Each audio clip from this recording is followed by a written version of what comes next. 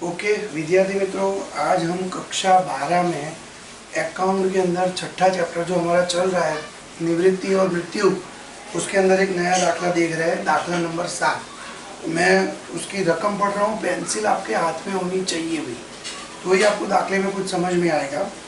तो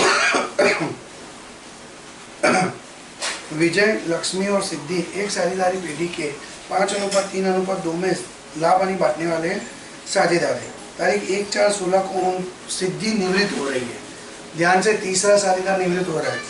ओके, तो निवृत्ति की शर्त निम्नानुसार है। 1, विजय और लक्ष्मी का नया लाभ हानि का अनुपात 2:3 है। पेढ़ी की ख्याति का मूल्यांकन 60,000 किया गया है। विनियोग की बाजार कीमत 40,000 है, जिस कीमत पर विनियोग सिद्धि ले जाती है। चौथा नंबर, देनदार में से 3,000 डूबत ऋण प्रावधान कीजिए और 5% देनदार भट्टा अनामत कीजिए। 5 नंबर, बही में दर्शाए स्टॉक की कीमत लागत कीमत से 1,000 रुपये अधिक है, तो अधिक है तो हमें कम करनी है। उसके बाद छठा, कारीगर मुआवजा 7,000 का दावा मंजूर किया गया है, तो कारीगर मुआवजा दावा को 7,000 रुपये हमको लिखना पड़ेगा। सिद्धि को 12,000 रुपये नकद चुकाने। सामने पेज नंबर 267 पर आर्थिक चिट्ठा आपको दिया है पुराना, तो उसमें सबसे पहले पूंजी दायित्व की और पूंजी विजय लक्ष्मी सिद्धि विनियोग वृद्धि कमी फंड लाभ है पर एक समायोजन देख लो। समायोजन नंबर 3, विनियोग की बाजार कीमत 40,000 पर सिद्धि ले गई। सामने संपत्ति में देखो विनियोग की कीमत क्या है, 60,000।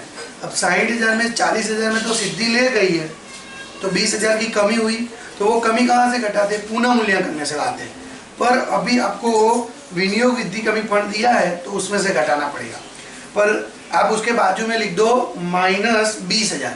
अब आपके पास पड़े हैं 15,000 और 20,000 आपको चुकाने हैं, तो 5,000 और कम पड़ेंगे ना, तो वो आपको 5,000 पुनः मूल्यांकन से लाने हैं। और ये लाभ आप चौकड़ी मार दो, इसको बांट नहीं सकते, यूज हो गया। 20,000 रुपये चाहिए, 15,000 लाभ के पड़े हैं, यूज कर लिए, 5,000 और कम पड़ेंगे, तो चौकड़ी। फिर आता है कामदार मुआवजा फंड। कामदार मुआवजा फंड, उसमें 17,000 पड़ा है। समायोजन में देखो, समायोजन नंबर 6, कारीगर को एक दावा चुकाना है 7,000 का, तो ये लाभ -7,000 कर दीजिए। 17 में से 7 निकाल देंगे तो भी 10 लाभ बचेगा, 10,000 लाभ बचेगा, वो हम बांट देंगे, तो यहाँ पे लाभ बचेगा। ऊपर वाले में लाभ बच नहीं रहे, चौकड़ी मार दीजिए, तो उसको बांट नहीं सकते। उसके बाद लेनदार प्रोविडेंट फंड दायित्व है। सामने जमीन मकान संपत्ति यंत्र संपत्ति विनियोग जो दिए गए हमें, वो चौकड़ी मार दीजिए। क्यों, 20,000 की कमी हुई, 40,000 में सिद्धि ले गई, तो नए आर्थिक चिट्ठे में विनियोग आएंगे नहीं, चौकड़ी मार दो, वो आएगा ही नहीं। उसके बाद आता है स्टॉक, उसके बाद आता है देनदार डूबत ऋण प्रावधान और रोकड़। ओके, दाखले में जो समायोजन दिया है उसके ऊपर से गिनती, तो पुराना अनुपात 5:3:2 है।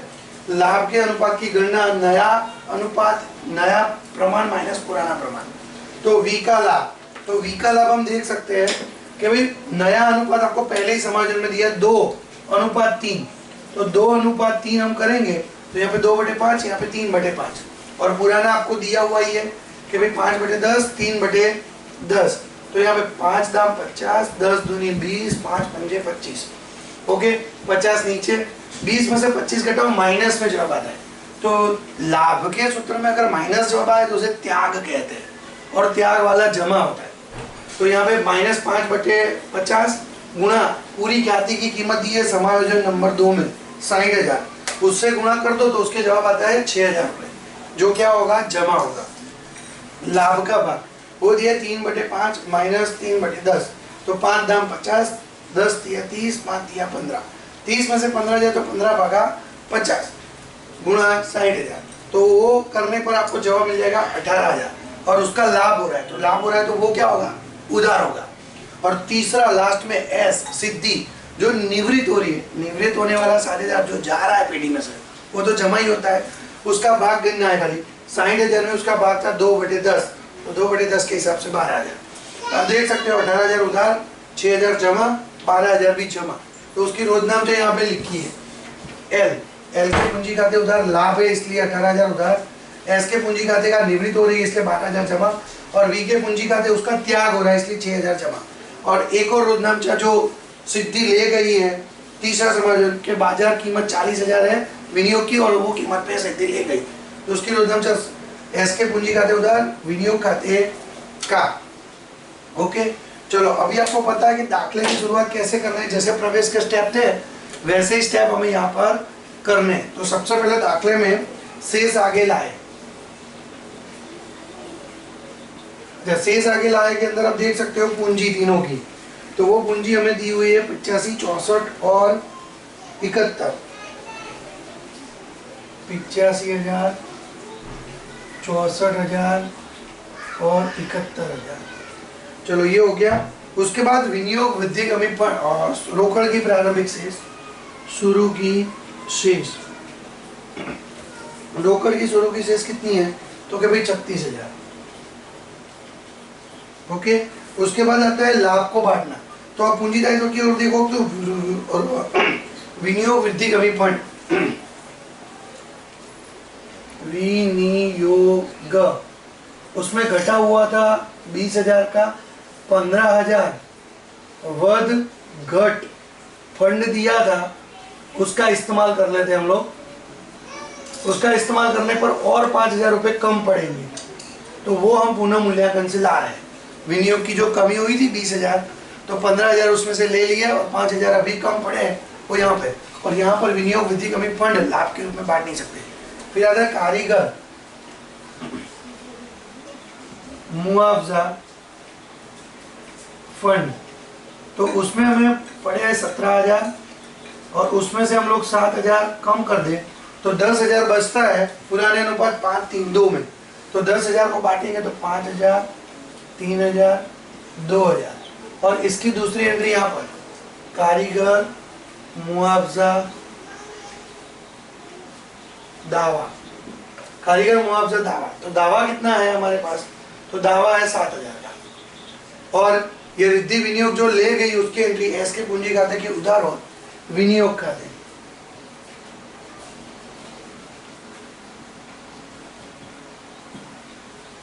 $7,000 में ले, अरे 40,000 में ले गई है।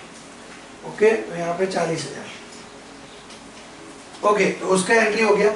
अब तीसरा नंबर हमारा है ख्याति और ख्याति संबंधी हिसाबी प्रविष्टि। तो ख्याति की हमारे पास एक ही रोजनामचा, ये गिनतियां है, ये रोजनामचा एल के पूंजी खाते की उधार और एस के पूंजी खाते, वी के पूंजी खाते, एस के और वी के। तो एल के खाने में लिखना है 12,000 और 6,000। ओके, उसके बाद हम देखते हैं तो यहाँ पर एस और वी के पूंजी खाते की जमा और एल के पूंजी खाते, तो यहाँ पर एल के पूंजी खाते वी में लिखना है 6,000 और एस में लिखना है 12,000, बीच में डैश। तो ये हो गया हमारी रोजनामचा की खतौनी। अब हम समायोजन देखेंगे वृद्धि कमी, संपत्ति में वृद्धि कमी, दायित्व में वृद्धि कमी। तो नंबर 1 समायोजन हो गया, 2 भी हो गया, 3 बाजार कीमत विनियोग भी हो गया, देनदार में से 3,000। अब अडुबत ऋण, तो सबसे पहले देनदार, तो देनदार हमें कितने दिए, पहले 23,000, 23,000 माइनस डूबत ऋण 3,000, 20,000 माइनस डूबत ऋण अनामत, अनामत कितना रखना है, तो वो बोला है 5% समायोजन में। तो 20,000 के 5% कितने होते हैं, 1,000, तो यहाँ पे आएगा 19,000। ओके, फिर इसकी 2 एंट्री हम करेंगे। डूबत ऋण पहले नहीं था, वो दायित्व वृद्धि हुई, डूबत ऋण कितना हुआ, तो क्या भाई 3,000। और डूबत ऋण प्रावधान के अंदर देखो तो पहले पुराने में देखो संपत्ति को डेटा कैंचे डूबत ऋण अनामत 4,000 दिया था, अब हो गया 1,000, तो 3,000 की कमी। डूबत ऋण अनामत, डूबत ऋण अनामत खाते कितना हो गया, पहले था 4,000 घटकर हो गया 1,000, तो इसमें हो गई 3,000 की कमी। और यहाँ पर डूबत ऋण अनामत खाते विनियोग खाते। ओके, चलो ये डूबत ऋण वाला पॉइंट हमारा हो चुका है कि 1,000 रखनी है। उसके बाद है स्टॉक की कीमत जो दर्शाई है वो लागत कीमत से 1000 अधिक है तो हमें कम करनी है। 1000 कम करेंगे तो स्टॉक में कमी, तो किस तरफ आएगी? संपत्ति की कमी उधार की ओर, स्टॉक खाते 1000 बराबर। उसके बाद आता है यहाँ पर स्टॉक खाते। स्टॉक खाते कितने आएगा? तो हमारे पास दिया था 35, उसमें से 1000 की कमी 34,000 स्टॉक खाते। चलो ये स्टॉक भी हो गया। उसके बाद हम चलते हैं आगे। तो कामदार विनियोग फंड में 7,000 का दावा वो हमने एंट्री कर दी है। उसके बाद आता है रिद्धि को 12,000 नकद देने हैं। सिद्धि को 12,000 नकद देने हैं तो वो तो खाता बंद करने पर होगा। यहाँ पर मुंह जबानी कर सकते हैं, जोड़ा बराबर 8,000 5 और एक 6 3 9,000। यहाँ पर भी 9,000 उसमें 3 गए तो 6,000। और यहाँ पर लिखेंगे पूंजी खाते हानि और उसका अनुपात दिया है 5 3 2 बराबर। तो यहाँ पर VLS 6,000 भागा 10 600, 6 गुणा 5 6 बचे 30,000 यानी 3,000। फिर 6 तिया 1,800 और 6 दूनी 1,200। तो ये आपकी हानियां आ गई। यहाँ से वो हानि इधर आएगी, पुनः मूल्यांकन खाते, पुनः मूल्यांकन खाते। और क्या आई? हानि। तो कितनी हानि आई हमारे? 3,000 1,800 1,200। ओके, तो ये हानि यहाँ से क्रॉस हो गई। अब आप देखो सिद्धि निवृत्त हो रही है, हमने तीर बनाया है सिद्धि, तो सबसे पहले उसका खाता बंद होगा। चलो हम खाते का जोड़ करेंगे बराबर 71,000 प्लस 2,000 प्लस 12,000 85,000 माइनस 40,000 माइनस 1,200। घटाने पर 43,800 बच रहे हैं शेष इसकी 43,800। पर छिल्ला समायोजन देखो उसको 12,000 नकद देने हैं। तो 43,800 यहाँ पे 12,000 उसको नकद देने हैं तो माइनस 12,000 घटा दूँ तो ये बाकी की लोन हो जाएगी 31,800 बराबर। यहाँ पे रोकड़ खाते जो उसको नकद देने हैं और यहाँ पर एस की लोन खाते। ओके, तो रोकड़ यहाँ पे आएगा एस के पूंजी खाते। एस के पूंजी खाते कितने? 12,000 उसको रोकड़ दिए और एस की लोन यहाँ पे आएगी, एस की लोन खाते। यहाँ पर अभी पूंजी आएगी V और L की बराबर। तो हम देखेंगे इसकी पूंजियाँ क्या आ रही है, खाता बंद कर दे। 85,590 और 6 96 96,000 3,000 घटा दो 93,000 शेष आगे ले गए बराबर। उसके बाद थोड़ा हम आगे चलते हैं बराबर। तो 93 के बाद यहाँ पे L का जोड़कर 64 65 66 67 63,000 यहाँ पे 63,000 और उसमें से घटाने 67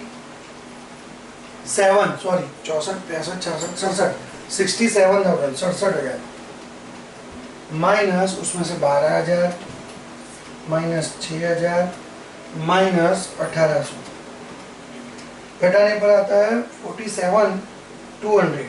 फिर से एक बार देख लेते हैं हम लोग कि भाई 64,000 और यहाँ पे 18,000 6 12 18,000 आता है। 6 का 6 2 12 6 3 18 1200। फिर से 64,000 प्लस 3,000 67,000 माइनस 12,000 माइनस 6,000 और माइनस 1,800 1,800। तो 47 ओके। तो 93,000 47,200 47,200 प्लस 93,000 1,40,200 1,40,200 अब यहाँ पर देखो तो 36,000 वाला बंद कर रहा है, यहाँ पे रोकड़ डाला 36,000 घटाने पर 24,000 और वो 24,000 अंतिम शेष रोकड़ की, इतनी रोकड़ अभी भी बची है। तो यहाँ पे रोकड़ बैंक खाते 24,000। अब हमें पुराना नया मैच करना है। पुराने में पूंजी आ गई, विनियोग गए, कामदार बीमा फंड गया, लेनदार प्रोविडेंट फंड, लेनदार और प्रोविडेंट फंड पीएफ, अमाउंट है 56,000 42,000, 56,000 42,000। चलो फिर हम देखते हैं इस तरफ। तो जमीन मकान जिसमें कोई वृद्धि कमी नहीं, वैसे का वैसा जमीन मकान, वो कितना आता है 1,30,000। उसके बाद यंत्र कितने आते हैं 70,000, यंत्र 70,000। उसके बाद नीचे देखो विनियोग नहीं आ गया, स्टॉक आ चुका है, देनदार आ चुका है, रोकड़ भी आ चुकी है, सब आ चुका है। एस की लोन यहाँ से आई थी वो लिखनी बाकी है। एस की लोन 31,800, 31,800, यहाँ से 12,000 इधर गया, 31,800 इधर। चलो जोड़, प्लस 31,800 प्लस 7,000 प्लस 56,000 प्लस 42,000, 2,77,000 रुपये ये टोटल है। तो यहाँ पर भी हम जोड़ कर लेते हैं। तो जोड़ में 1,30,000 प्लस 70,000 प्लस 19,000 प्लस 34,000 प्लस 24,000, 2,77,000 इसका भी जोड़ आ गया है। तो विद्यार्थी मित्रों आप देख सकते हो कि हमारा ये दाखला पूरा कंप्लीट हो चुका है, बराबर। तो ऐसे ही नॉर्मल दाखले आप देख सकते हो कि इसके अंदर बहुत ज़्यादा कोई पॉइंट नहीं है। आप अंदर से पूरा देख लो, समझ लो, ये गिनती है और गिनती के बाद हमारा ये पूरा दाखला है। ओके, तो यहाँ पर ये दाखला खत्म होता है, कल के दाखले कल भेज दिए जाएंगे। ओके, अस्तु।